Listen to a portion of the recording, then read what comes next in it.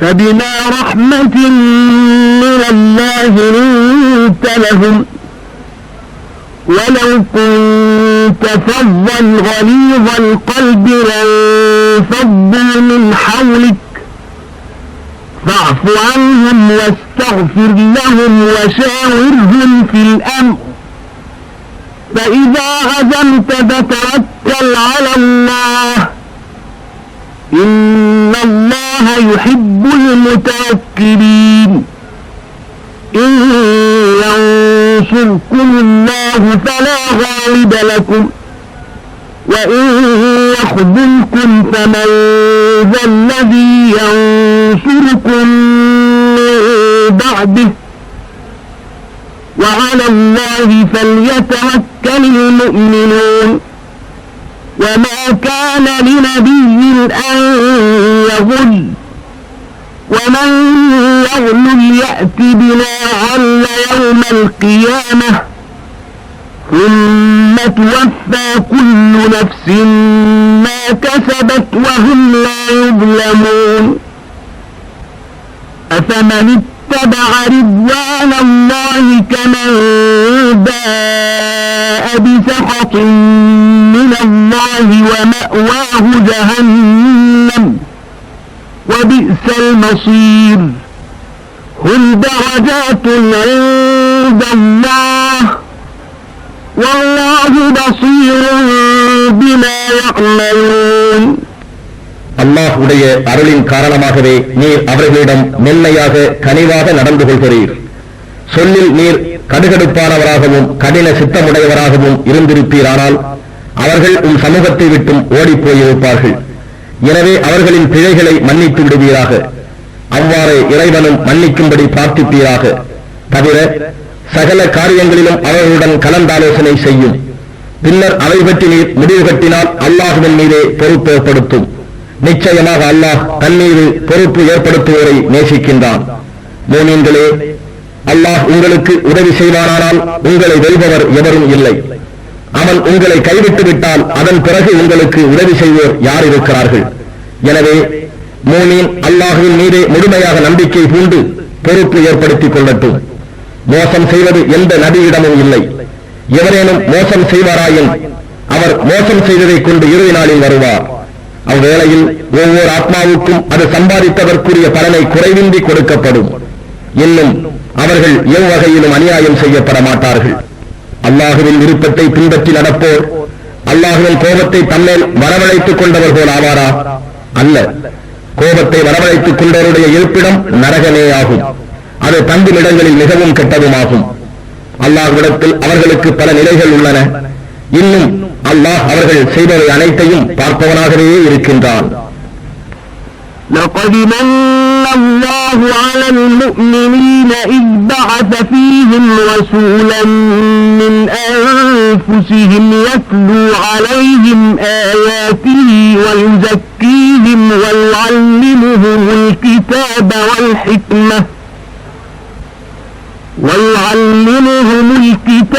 والحكمة وإن كانوا من قبل لفي ضلال مبين أولما أصابتكم مصيبة قد أصبتم مثليها قلتم أنى هذا قل هو من عند أنفسكم إن الله على كل شيء قدير وما أصابكم يوم التقى الجمعان فبإذن الله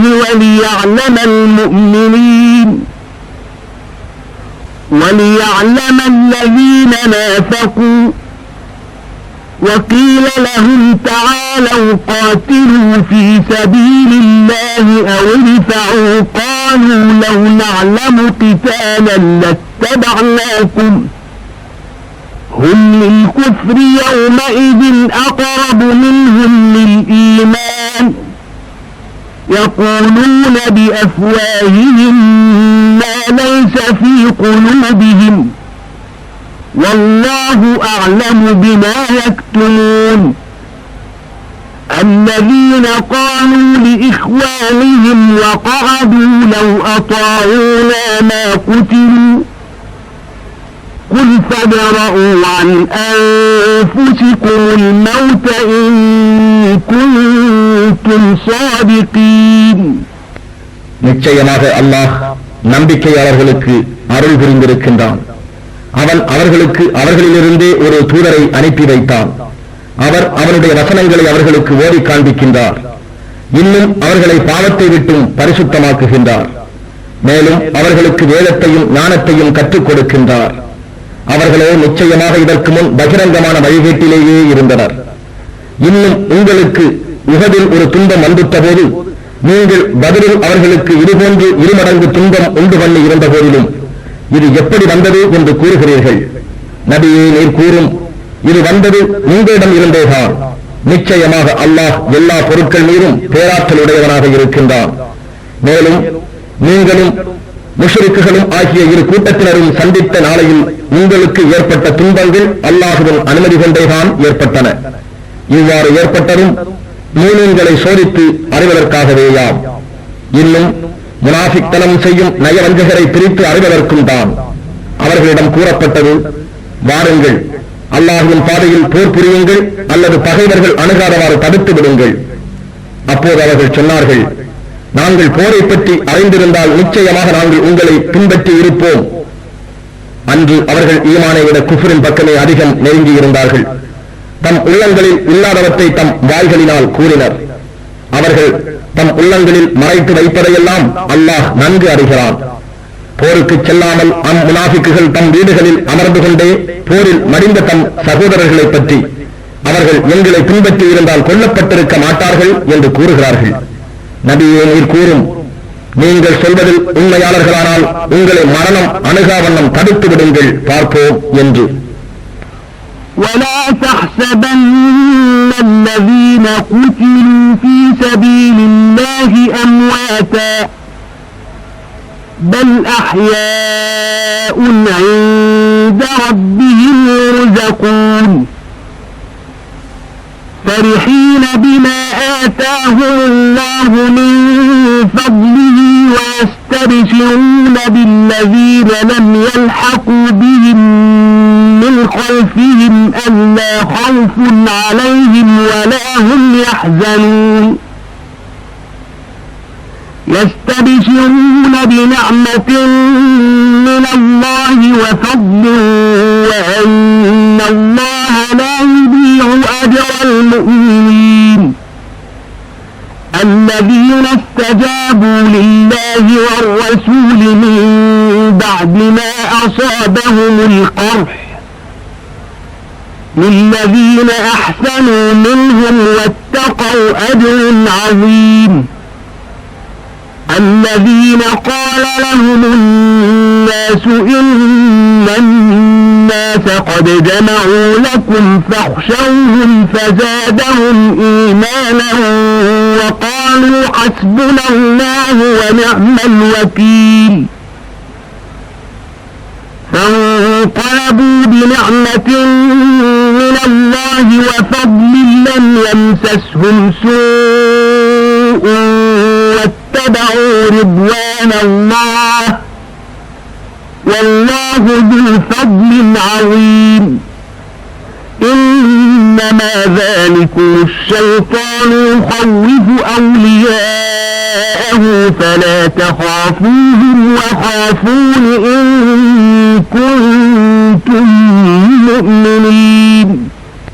அல்லாஹுவின் பாதையில் போரிட்டு கொல்லப்பட்டவர்களை மரித்தவர்கள் என்று நிச்சயமாக எண்ணாதீர்கள். தம் ரப்பினிடத்தில் அவர்கள் உயிருடனேயே இருக்கிறார்கள். அவனால் அவர்கள் உணவளிக்கப்படுகிறார்கள்.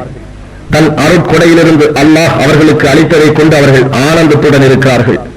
மேலும் போரில் ஈடுபட்டிருந்த தம் மூமினான சகோதரர்களை மரணத்தில் தம்முடன் சேராமல் இவ்வுலகில் உயிருடன் இருப்போரை பற்றி அவர்களுக்கு எவ்வித பயமும் இல்லை, அவர்கள் துக்கப்படவும் மாட்டார்கள் என்று கூறி மகிழ்வடைகிறார்கள். அல்லாஹ்விடம் இருந்து தாங்கள் பெற்ற நற்பேறுகள் பற்றியும் மேன்மையை பற்றியும் நிச்சயமாக அல்லாஹ் மூமின்களுக்கு உரிய நற்கூலியை ஒரு சிறிதும் வீணாக்கி விடுவதில்லை என்பதை பற்றியும் மகிழ்வடைந்தோராய் இருக்கின்றார்கள். அவர்கள் எத்தகையோர் என்றால், தங்களுக்கு போரில் காயம்பட்ட பின்னரும் அல்லாஹுடையவும் அவனுடைய தூதருடையவும் அழைப்பை ஏற்று மீண்டும் போருக்கு சென்றனர். அத்தகையோரில் நின்றும் யார் அழகானவற்றை செய்து இன்னும் பாவத்திலிருந்து தங்களை காத்துக் கொள்கிறார்களோ அவர்களுக்கு மகத்தான நற்கூலி இருக்கிறது.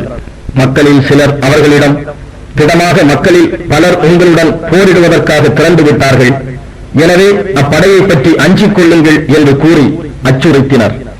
ஆனால் இது அவர்களின் ஈமானை பெருக்கி வலுப்படச் செய்தது. அல்லாஹ்வே எங்களுக்கு போதுமானவன், அவனே எங்களுக்கு சிறந்த பாதுகாவலன் என்று அவர்கள் கூறினார்கள். இதனால் அவர்கள் அல்லாஹ்விடம் இருந்து அருட்கொடையையும் மேன்மையையும் பெற்று திரும்பினார்கள். எத்தகைய தீங்கும் அவர்களை தீண்டவில்லை, ஏனெனில் அவர்கள் அல்லாஹ்வின் விருப்பத்தை பின்பற்றினார்கள். அல்லாஹ் வலுப்பமும் மேன்மையும் மிக்க கொடையுடையவனாக இருக்கின்றான். ஷைத்தான் தான் தன் சகாக்களை கொண்டும் இவ்வாறு பயமுறுத்துகிறான். ஆகவே நீங்கள் அவர்களுக்கு பயப்படாதீர்கள், நீங்கள் மூமீன்களாயிருப்பின் எனக்கே பயப்படுங்கள். ولا يحزنك الذين يسارعون في الكفر إنهم لن يضروا الله شيئا يريد الله ألا يجعل لهم حظا في الآخرة ولهم عذاب عظيم إن الذين اشتروا الكفر بالإيمان لن يضروا الله شيئا ولهم عذاب أليم ولا يحسبن الذين كفروا أنما نملي لهم خير لأنفسهم إنما نملي لهم ليزدادوا إثما ولهم عذاب مهين ما كان الله ليذر المؤمنين على ما أنتم عليه حتى يميز الخبيث من الطيب وما كان الله ليطلعكم على الغيب ولكن الله يجتبي من رسله من يشاء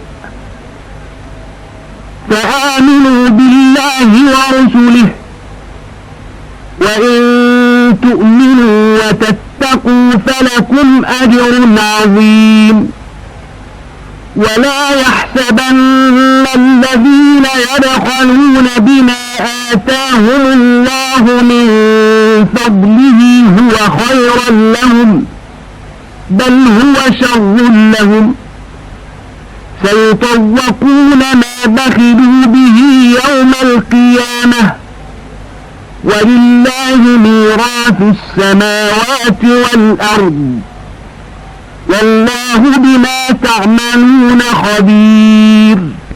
குஃப்ரில் அவர்கள் வேகமாய் சென்று கொண்டிருப்பது உம்மை கவலை கொள்ளச் செய்ய வேண்டாம். நிச்சயமாக அவர்கள் அல்லாஹுவுக்கு எதை கொண்டும் ஒரு சிறு தீங்கும் செய்துவிட முடியாது. அல்லாஹ் அவர்களுக்கு மறுமையில் நற்பாக்கியம் எதுவும் ஆக்காமல் இருக்கவே நாடுகிறான். அவர்களுக்கு பெரும் வேதனையும் உண்டு.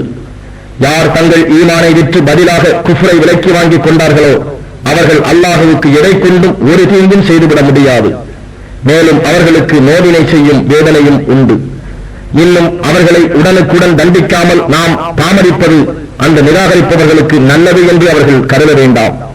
தண்டனையை நாம் அவர்களுக்கு தாமதப்படுத்துவதெல்லாம் அவர்கள் பாவத்தால் அதிகமாவதற்கேதான். அவர்களுக்கு இழிவு தரும் வேதனையும் உண்டு. நிராகரிப்பவர்களே, தீயவர்களை நல்லவர்களை விட்டும் பிரித்து அறிவிக்கும் வரையில் மூமீன்களை நீங்கள் இருக்கும் நிலையிலேயே விட்டு வைக்க அல்லாஹ் நாடவில்லை. இன்னும் அல்லாஹ் உங்களுக்கு மறைவானவற்றை அறிவித்து வைப்பவனாகவும் இல்லை. ஏனெனில் இவ்வாறு அறிவிப்பதற்கு அல்லாஹ் தான் நாடியவரை தன் தூதர்களில் இருந்து தேர்ந்தெடுக்கிறான். ஆகவே அல்லாஹ்வின் மீதும் அவன் தூதர்கள் மீதும் ஈமான் கொள்ளுங்கள். நீங்கள் நம்பிக்கை கொண்டு பயபக்தியுடன் நடப்பீர்களாயின் உங்களுக்கு மகத்தான நற்கூலி உண்டு. அல்லாஹ் தன் அருளினால் தங்களுக்கு கொடுத்திருக்கும் பொருட்களில் யார் உலோகத்தனம் செய்கிறார்களோ அது தமக்கு நல்லது என்று அவர்கள் நிச்சயமாக எண்ண வேண்டாம். அன்று அது அவர்களுக்கு தீங்குதான். அவர்கள் உலோகத்தனத்தால் சேர்த்து வைத்த பொருட்கள் எல்லாம் மறுமையில் அவர்கள் கழுத்தில் அரிகண்டமாக போடப்படும். வானங்கள் பூமி ஆகியவற்றில் இருக்கும் அனைத்துக்கும் அனந்தர பாத்தியதை அல்லாஹுவுக்கே உரியதாகும். அல்லாஹ் நீங்கள் செய்தவற்றை எல்லாம் அறிகிறான். لقد سمع الله قول الذين قالوا إن الله فقير ونحن أغنياء سنكتب ما قالوا وقتلهم الأنبياء بغير حق ونقول ذوقوا عذاب الحريق ذلك بما قدمت أيديكم وأن الله ليس بظلام للعبيد الذين قالوا إن الله عهد إلينا ألا نؤمن لرسول حتى يأتينا بقربان تأكله النار قل قد جاءكم رسل من قبلي بالبينات وبالذي قلتم فلم قتلتموهم إن كنتم صادقين فإن كذبوك فقد كذب رسل من قبلك جاءوا بالبينات والزبر والكتاب المنير كل نفس ذائقة الموت وإنما توفون أجوركم يوم القيامة فمن زحزح عن النار وأدخل الجنة فقد فاز وما الحياة الدنيا إلا متاع الغرور. நிச்சயமாக அல்லாஹ் ஏழை நாங்கள் தான் சீமான்கள் என்று கூறியவர்களின் சொல்லை திடமாக அல்லாஹ் கேட்டுக்கொண்டார். இவ்வாறு அவர்கள் சொன்னதையும் அநியாயமாக நபிமார்களை அவர்கள் கொலை செய்ததையும் நாம் பதிவு செய்து கொள்வோம். சுட்டு பொசுக்கும் நரக நெருப்பின் வேதனையை சுவையுங்கள் என்று அவர்களிடம் மறுமையில் நாம் கூறுவோம். இதற்கு காரணம் முன்னமேயே உங்கள் கைகள் செய்து அனுப்பிய கெட்ட செயல்களே ஆகும். நிச்சயமாக அல்லாஹ் தன் அடியார்களுக்கு எவ்வித அநீதியும் செய்பவன் அல்லன். மேலும் அவர்கள் எந்த தூதராக இருந்தாலும் அவர் கொடுக்கும் குர்பானியை பலியை நெருப்பு சாப்பிடுவதை நமக்கு காண்பிக்கும் வரை அவர்கள் மீது நாங்கள் விசுவாசம் கொள்ள வேண்டாம் என்று அல்லாஹ் எங்களிடம் உறுதிமொழி வாங்கியுள்ளான் என்று கூறுகிறார்கள்.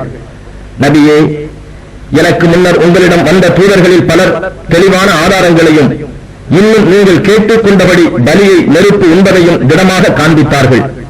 அப்படி இருந்தும் ஏன் அவர்களை நீங்கள் கொண்டீர்கள்? நீங்கள் உண்மையாளர்களாக இருந்தால் இதற்கு பதில் சொல்லுங்கள் என்று நீர் கூறும். எனவே உம்மை அவர்கள் பொய்ப்பித்தால் நீர் கவலையுற வேண்டாம். ஏனெனில் உமக்கு முன்னர் தெளிவான ஆதாரங்களையும் ஆகமங்களையும் பிரகாசமான வேதத்தையும் கொண்டு வந்த நபிமார்களும் அக்கால மக்களால் பொய்ப்பிக்கப்பட்டிருக்கின்றனர். ஒவ்வொரு ஆத்மாவும் மரணத்தை சுகித்தே ஆக வேண்டும். அன்றியும் இறுதி தீர்ப்பு நாளில்தான் உங்கள் செய்திகளுக்கு உரிய பிரதிபலன்கள் முழுமையாக கொடுக்கப்படும். எனவே எவர் நரக நெருப்பிலிருந்து பாதுகாக்கப்பட்டு சொர்க்கத்தில் பிரவேசிக்குமாறு செய்யப்படுகிறாரோ அவர் நிச்சயமாக வெற்றியடைந்து விட்டார்.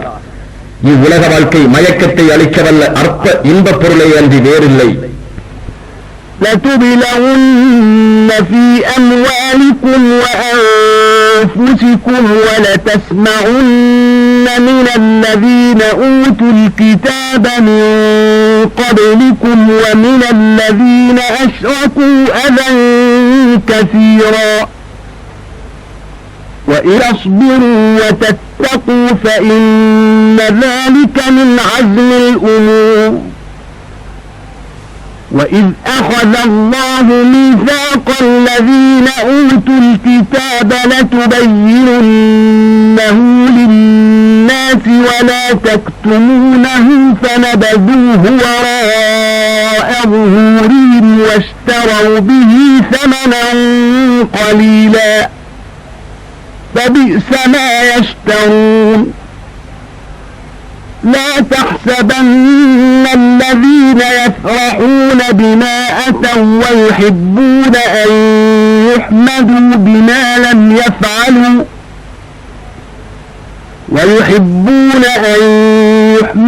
بما لم يفعلوا فلا تحسبنهم بمفازة من العذاب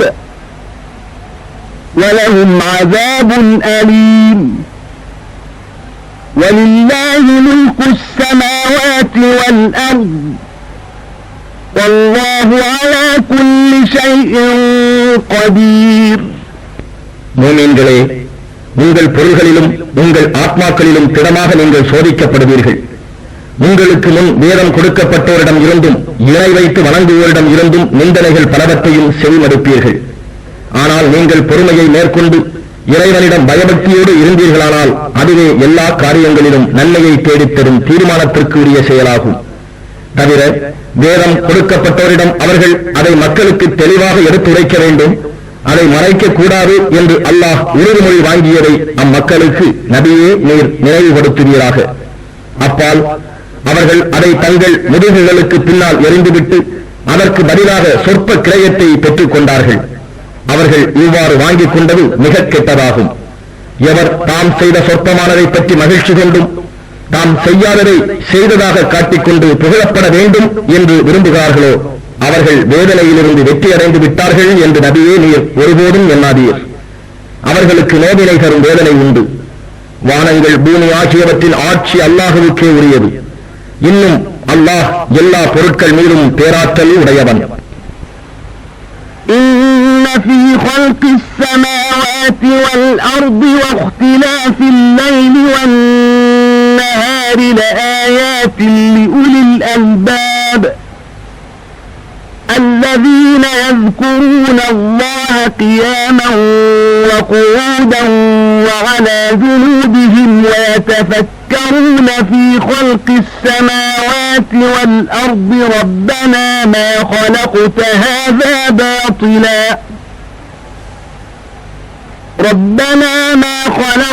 هذا باطلا سبحانك فقنا عذاب النار ربنا إنك من تدخل النار فقد أخزيته وما للظالمين من أنصار ربنا إننا سمعنا مناديا ينادي للإيمان أن آمنوا بربكم فآمنا ربنا فاغفر لنا ذنوبنا وكفر عنا سيئاتنا وتوفنا مع الأبرار ربنا وآتنا ما وعدتنا على رسلك ولا تخزنا يوم القيامة إنك لا تخلف الميعاد فاستجاب لهم ربهم أني لا أضيع عمل عامل منكم من ذكر أو أنثى بعضكم من بعض فالذين هاجروا وأخرجوا من ديارهم وأوذوا في سبيلي وقاتلوا وقتلوا لأكفرن عنهم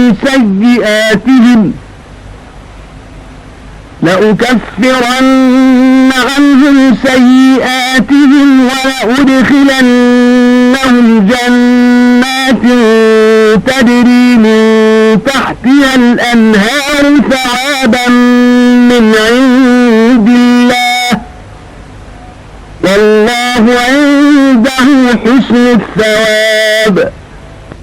நிச்சயமாக வானங்கள் பூமி ஆகியவற்றின் படைப்பிலும் இரவும் பகலும் மாறி மாறி வருவதிலும் அறிவுடையோருக்கு திடமாக அத்தாட்சிகள் பல இருக்கின்றன. அத்தகையோர் நின்ற நிலையிலும் இருந்த இருப்பிலும் தங்கள் விழாப்புறங்களில் சாய்ந்து இருக்கும் போதும் அல்லாஹ்வை நினைவு கூர்ந்து துதிக்கிறார்கள். வானங்கள் பூமி ஆகியவற்றின் படைப்பை பற்றியும் சிந்தித்து, ரப்பனா, இவற்றையெல்லாம் நீ வீணாக படைக்கவில்லை, நீ மகா தூய்மையானவன், நரக நெருப்பின் வேதனையிலிருந்து எங்களை காத்தருள்வாயாக என்றும், ரப்பனா, நீ எவரை நரக நெருப்பில் புகுத்துகின்றாயோ அவரை நிச்சயமாக நீ இழிவாக்கிவிட்டாய், மேலும் அக்கிரமக்காரர்களுக்கு உதவி செய்வோர் எவர் நிலர் என்றும், ரப்பனா, உங்கள் இறைவன் மீது நம்பிக்கை கொள்ளுங்கள் என்று ஈமானின் பக்கம் அழைத்தவரின் அழைப்பை செவிமடுத்து நாங்கள் திடமாக ஈமான் கொண்டோம். ரப்பனா, எங்களுக்கு எங்கள் பாவங்களை மன்னிப்பாயாக, எங்கள் தீமைகளை எங்களை விட்டும் அகற்றி விடுவாயாக, இன்னும் எங்களுடைய ஆன்மாக்களை சான்றோர்களுடைய ஆன்மாக்களுடன் கைப்பற்றுவாயாக என்றும், ரப்பனா, இன்னும் உன் தூதர்கள் மூலமாக எங்களுக்கு நீ வாக்களித்ததை எங்களுக்கு தந்தருள்வாயாக, மறுமை நாளில் எங்களை இழிவுபடுத்தாதிருப்பாயாக, நிச்சயமாக நீ வாக்குறுதிகளில் மாறுபவன் அல்ல என்றும் பிரார்த்தித்துக் கொண்டிருப்பார்கள். ஆதலால் அவர்களுடைய ரப்பு அவர்களுடைய இப்பிரார்த்தனையை ஏற்றுக்கொண்டான்.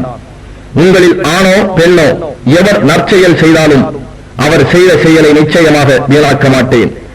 ஏனெனில் ஆணாகவோ பெண்ணாகவோ இருப்பினும் நீங்கள் ஒருவர் மற்றொருவரில் உள்ளவர்தாம்.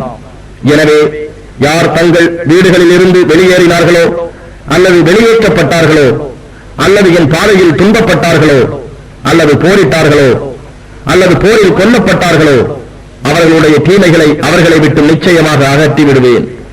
இன்னும் அவர்களை எவற்றின் கீழே ஆறுகள் ஓடிக்கொண்டிருக்கின்றனவோ அந்த சுவனவதிகளில் நிச்சயமாக நான் புகுத்துவேன் என்று கூறுவான். இது அல்லாஹ்விடம் இருந்து அவர்களுக்கு கிட்டும் சன்மானமாகும். இன்னும் அவனிடத்தில் அழகிய சன்மானங்கள் உண்டு. لا يغرنك تقلب الذين كفروا في البلاد متاع قليل ثم مأواهم جهنم وبئس المهاد لكن الذين اتقوا ربهم لهم جنات تجري من تحتها الأنهار خالدين فيها نزلا من عند الله وما عند الله خير للأبرار وإن من أهل الكتاب لمن يؤمن بالله وما أنزل إليكم وما أنزل إليهم خاشعين لله لا يشترون بآيات الله ثمنا قليلا أولئك لهم أجرهم عند ربهم إن الله سريع الحساب يا أيها الذين آمنوا اصبروا وصابروا ورابطوا واتقوا الله لعلكم تفلحون. நிராகரிப்பவர்கள் நகரங்களில் உல்லாசமாக திரிந்து கொண்டிருப்பது நபியே உம்மை மயக்கிவிட வேண்டாம். அது மிகவும் அற்ப சுகம். பிறகு அவர்கள் தங்குமிடம் நரகமேயாகும். இது மிகவும் கெட்ட தங்குமிடமுமாகும். ஆனால் எவர் தங்கள் ரப்புக்கு பயபக்தியுடன் இருக்கிறார்களோ அவர்களுக்கு ஆறுகள் கீழே ஓடிக்கொண்டிருக்கும் சுவனபதிகள் உண்டு. அவற்றில் அவர்கள் என்றென்றும் இருப்பர். இது அல்லாஹ்விடம் இருந்து நல்லோருக்கு கிடைக்கும் விருந்தாகும். மேலும் சான்றோருக்கு அல்லாஹ்விடம் இருப்பதே மேன்மையுடையதாகும். மேலும் நிச்சயமாக வேதமுடையோரில் சிலர் இருக்கிறார்கள். அவர்கள் அல்லாஹ்வின் மீதும் உங்களுக்கு இறக்கப்பட்ட வேதத்திலும் அவர்களுக்கு இறக்கப்பட்ட மற்றவற்றிலும் நம்பிக்கை வைக்கிறார்கள். அல்லாஹுவுக்கு அஞ்சுகிறார்கள். அவர்கள் அல்லாஹுவின் வசனங்களை அற்ப விலைக்கு விற்க மாட்டார்கள். இத்தகையோருக்கு நற்கூலி அவர்களுடைய ரப்பிடம் இருக்கிறது. நிச்சயமாக அல்லாஹ் கணக்கு வாங்குவதில் மிகவும் தீவிரமானவன். மூமின்களே, பொறுமையுடன் இருங்கள், இன்னல்களை சகித்துக் கொள்ளுங்கள், உங்கள் தம்மில் ஒருங்கிணைந்து ஒருவரை ஒருவர் பலப்படுத்திக் கொள்ளுங்கள், அல்லாஹுவுக்கு அஞ்சிக் கொள்ளுங்கள், இம்மையிலும் மறுமையிலும் நீங்கள் வெற்றி அடைவீர்கள். بسم الله الرحمن الرحيم يا أيها الناس اتقوا ربكم الذي خلقكم من نفس واحدة وخلق منها زوجها وبث منهما رجالا كثيرا ونساء واتقوا الله الذي تساءلون به والأرحام إن الله كان عليكم رقيبا وآتوا اليتامى أموالهم ولا تتبدلوا الخبيث بالطيب ولا تأكلوا أموالهم إلى أموالكم إنه كان حوبا كبيرا وإن خفتم ألا تقسطوا في اليتامى فانكحوا ما طاب لكم من النساء مثنى وثلاث ورباع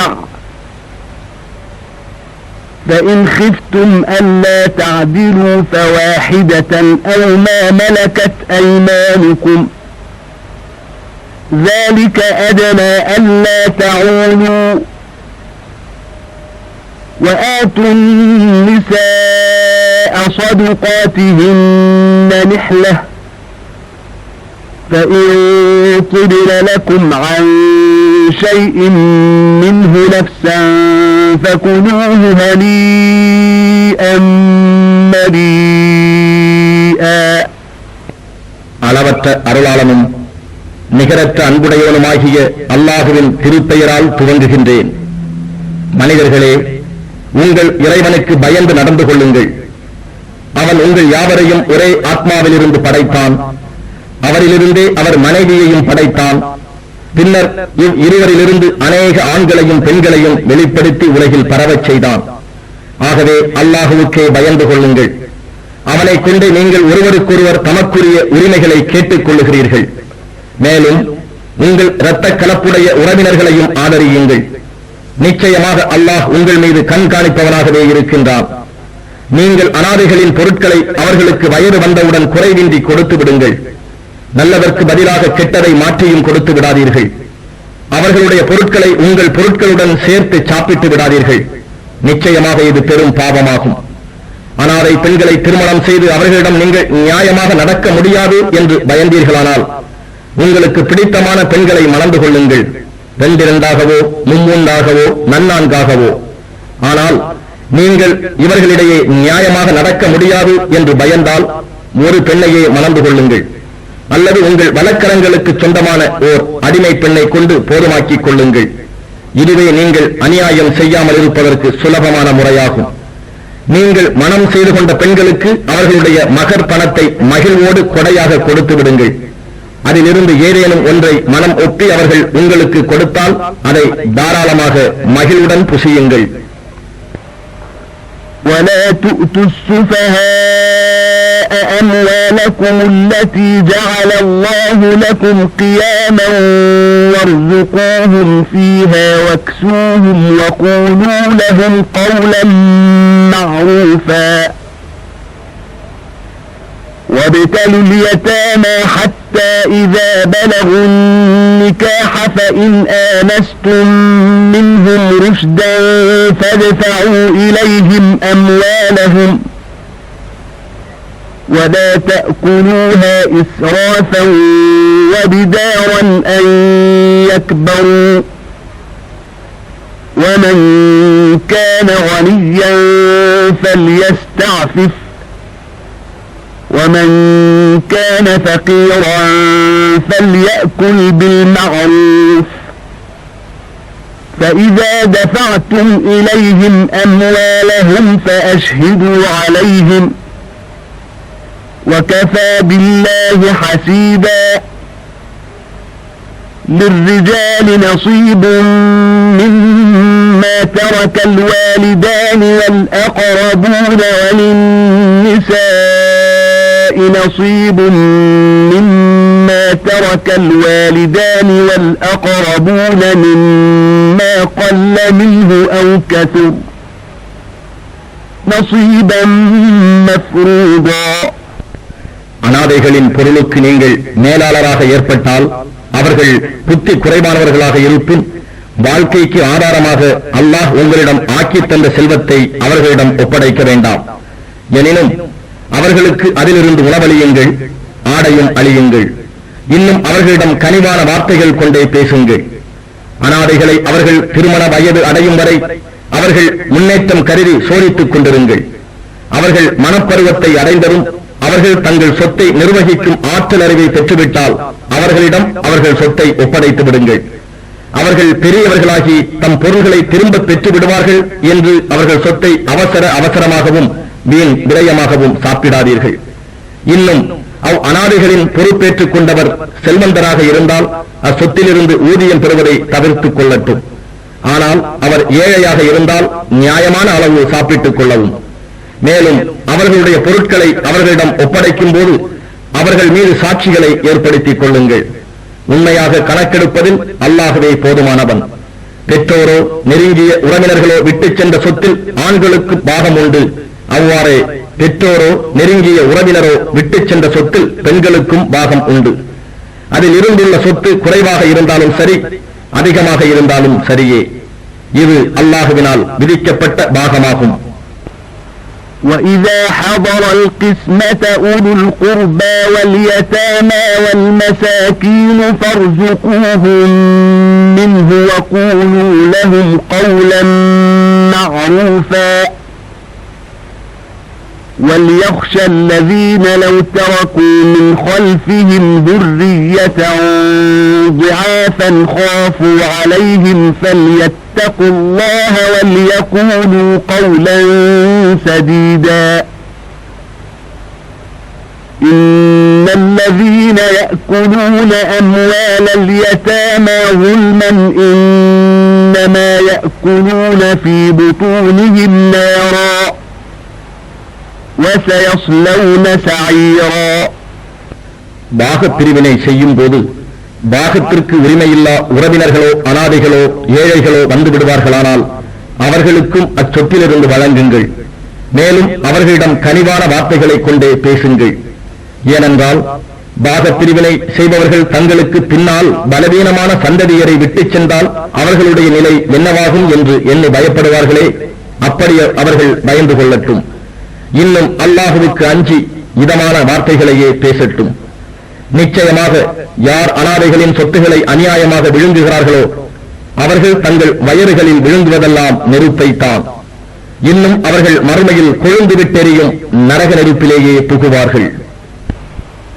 يُوصِيكُمُ اللَّهُ فِي أَوْلَادِكُمْ لِلذَّكَرِ مِثْلُ حَظِّ الْأُنثَيَيْنِ فَإِن كُنَّ نِسَاءً فَوْقَ اثْنَتَيْنِ فَلَهُنَّ ثُلُثَا مَا تَرَكَ وَإِن كَانَتْ وَاحِدَةً فَلَهَا النِّصْفُ وَلِأَبَوَيْهِ لِكُلِّ وَاحِدٍ مِّنْهُمَا السُّدُسُ مِمَّا تَرَكَ إِن كَانَ لَهُ وَلَدٌ فَإِن لَّمْ يَكُن لَّهُ وَلَدٌ وَوَرِثَهُ أَبَوَاهُ فَلِأُمِّهِ الثُّلُثُ فَإِن كَانَ لَهُ إِخْوَةٌ فَلِأُمِّهِ السُّدُسُ مِن بَعْدِ وَصِيَّةٍ يُوصِي بِهَا أَوْ دَيْنٍ آباؤكم وأبناؤكم لا تدرون أيهم أقرب لكم نفعا فريضة من الله إن الله كان عليما حكيما. உங்கள் மக்களில் ஓர் ஆணுக்கு 2 பெண்களுக்கு கிடைக்கும் அளவு கிடைக்கும் என்று அல்லாஹ் உங்களுக்கு உபதேசிக்கின்றான். பெண்கள் மட்டும் இருந்து அவர்கள் 2 அல்லது அதற்கு மேற்பட்டிருந்தால் அவர்களுக்கு இறந்து போனவர் விட்டுச் சென்றதில் 3/2 பாகம் கிடைக்கும். ஆனால் ஒரே பெண்ணாக இருந்தால் அவள் பங்கு பாதியாகும். பெற்றோர் ஒவ்வொருவருக்கும் 1/6 பாகமாகும் இறந்தவருக்கு குழந்தைகள் இருக்குமானால். ஆனால் இறந்தவருக்கு குழந்தைகள் இல்லாதிருந்து பெற்றோர் மாத்திரம் வாரிசாக இருந்தால் அவர் தாய்க்கு 3/1 பாகம், மீதி தந்தைக்கு உரியதாகும். ஆனால் இறந்தவருக்கு சகோதர சகோதரிகள் இருந்தால் அவர் தாய்க்கு 6/1 பாகம்தான், மீதி தந்தைக்கு சேரும். இவ்வாறு பிரித்துக் கொடுப்பது அவர் செய்துள்ள மரண சாசனத்தையும் கடனையும் நிறைவேற்றிய பின்னர்தான். உங்கள் பெற்றோர்களும் குழந்தைகளும் இவர்களில் யார் நன்மை பயப்பதில் உங்களுக்கு நெருக்கமாக இருப்பவர்கள் என்று நீங்கள் அறிய மாட்டீர்கள். ஆகையினால் இந்த பாகப் பிரிவினை அல்லாஹ்விடம் இருந்து வந்த கட்டளையாகும். நிச்சயமாக அல்லாஹ் யாவற்றையும் நன்கறிந்தவனாகவும் மிக்க ஞானமுடையவனாகவும் இருக்கின்றான். وَلَكُمْ نِصْفُ مَا تَرَكَ أَزْوَاجُكُمْ إِنْ لَمْ يَكُنْ لَهُنَّ وَلَدٌ فَإِنْ كَانَ لَهُنَّ وَلَدٌ فَلَكُمُ الرُّبُعُ مِمَّا تَرَكْنَ مِنْ بَعْدِ وَصِيَّةٍ يُوصِينَ بِهَا أَوْ دَيْنٍ وَلَهُنَّ الرُّبُعُ مِمَّا تَرَكْتُمْ إِنْ لَمْ يَكُنْ لَكُمْ وَلَدٌ فَإِنْ كَانَ لَكُمْ وَلَدٌ فَلَهُنَّ الثُّمُنُ مِمَّا تَرَكْتُمْ مِنْ بَعْدِ وَصِيَّةٍ تُوصُونَ بِهَا أَوْ دَيْنٍ وَإِنْ كَانَ رَجُلٌ يُورَثُ كَلَالَةً أَوْ امْرَأَةٌ وَلَهُ أَخٌ أَوْ أُخْتٌ فَلِكُلِّ وَاحِدٍ مِنْهُمَا السُّدُسُ فَإِنْ كَانُوا أَكْثَرَ مِنْ ذَلِكَ فَهُمْ شُرَكَاءُ فِي الثُّلُثِ مِنْ بَعْدِ وَصِيَّةٍ يُوصَى بِهَا أَوْ دَيْنٍ غَيْرَ مُضَارٍّ وَصِيَّةً مِنَ اللَّهِ وَاللَّهُ عَلِيمٌ حَلِيمٌ تِلْكَ حُدُودُ اللَّهِ وَمَنْ يُطِعِ اللَّهَ وَرَسُولَهُ يُدْخِلْهُ جَنَّاتٍ تَجْرِي مِنْ تَحْتِهَا الْأَنْهَارُ خَالِدِينَ فِيهَا وَذَلِكَ الْفَوْزُ الْعَظِيمُ وَمَنْ يَعْصِ اللَّهَ وَرَسُولَهُ وَيَتَعَدَّ حُدُودَهُ يُدْخِلْهُ نَارًا خَالِدًا فِيهَا وَلَهُ عَذَابٌ مُهِينٌ. இன்னும் உங்கள் மனைவியர் விட்டுச் சென்றதில் அவர்களுக்கு பிள்ளை இல்லாதிருந்தால் உங்களுக்கு பாதி பாகம் உண்டு. அவர்களுக்கு பிள்ளை இருந்தால் உங்களுக்கு கால் பாகம்தான். இதுவும் அவர்கள் செய்திருக்கிற மரண சாசனத்தையும் கடனையும் நிறைவேற்றிய பின்னர்தான். தவிர உங்களுக்கு பிள்ளை இல்லாதிருப்பின் நீங்கள் விட்டுச் சென்றதிலிருந்து அவர்களுக்கு கால் பாகம்தான். உங்களுக்கு பிள்ளைகள் இருந்தால் அப்போது அவர்களுக்கு நீங்கள் விட்டுச் சென்றதில் 8 பாகம்தான். இதுவும் நீங்கள் செய்திருக்கும் மரண சாசனத்தையும் கடனையும் நிறைவேற்றிய பின்னரேதான். தந்தை, பாட்டன் போன்ற முன் வாரிசுகளோ அல்லது பிள்ளை, பேரன் போன்ற பின் வாரிசுகளோ இல்லாத ஓர் ஆணோ அல்லது ஒரு பெண்ணோ, இவர்களுக்கு ஒரு சகோதரனோ அல்லது சகோதரியோ இருந்தால் அவர்கள் ஒவ்வொருவருக்கும் 6 பாகம் உண்டு. ஆனால் 2க்கு அதிகமாக இருந்தால் அவர்கள் 3 பாகத்தில் சமமாக பங்கிட்டுக் கொள்ள வேண்டும். இதுவும் அவர்களின் மரண சாசனமும் கடனும் நிறைவேற்றிய பின்னர்தான். ஆனால் மரண சாசனத்தை கொண்டு வாரிசுகள் எவருக்கும் நஷ்டம் ஏற்படக்கூடாது. இது அல்லாஹுவினால் விதிக்கப்பட்டதாகும். இன்னும் அல்லாஹ் யாவத்தையும் நன்கறிந்தவனாகவும் மிக்க பொறுமை உடையோனுமாகவும் இருக்கின்றான். இவை அல்லாஹுவின் வரையறைகளாகும். எவர் இவை பற்றி அல்லாஹுவுக்கும் அவன் தூதருக்கும் கீழ்ப்படிந்து நடக்கிறார்களோ அவர்களை சுவனவதிகளில் பிரவேசிக்கச் செய்வான். அங்கு கீழே ஆறுகள் சதா ஓடிக்கொண்டிருக்கும். அவர்கள் அங்கே என்றென்றும் இருப்பார்கள். இது மகத்தான பாக்கியமாகும். எவன் அல்லாஹுவுக்கும் அவன் தூதருக்கும் மாறு செய்கிறானோ, இன்னும் அவன் விதித்துள்ள வரம்புகளை மீறுகிறானோ, அத்தகையவன் நரகத்தில் புகுத்தப்படுவான். அவன் அங்கு என்றென்றும் தங்கிவிடுவான். மேலும் அவனுக்கு இழிவான வேதனையும் உண்டு.